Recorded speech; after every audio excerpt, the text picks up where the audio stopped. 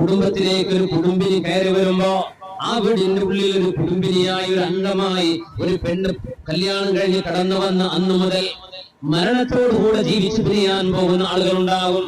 അല്ലാഹുവിന്റെ ഖദാ ഉണ്ടെങ്കിൽ അവർ തന്നെയായിരിക്കും നാളെ സ്വർഗലോകത്തും ഭാര്യമാർ. ചിലർക്ക് അങ്ങനെയല്ല, ജീവിതത്തിലേക്ക് ഇണയായി കയറി വന്നു, പക്ഷേ കുറച്ചു നാൾ നീണ്ടു നിന്നു, പിന്നെ അവർക്ക് പിരിയേണ്ടി വന്നു. അതിൽ അല്ലാഹു അവർക്ക് നന്മ വെച്ചിട്ടുണ്ടാകും. ചില ആളുകൾ പ്രത്യക്ഷത്തിൽ കണ്ടാൽ ഒരു യോജിപ്പും തോന്നില്ല, പ്രത്യക്ഷത്തിൽ കണ്ടാൽ ഒരു യോജിപ്പും തോന്നില്ല.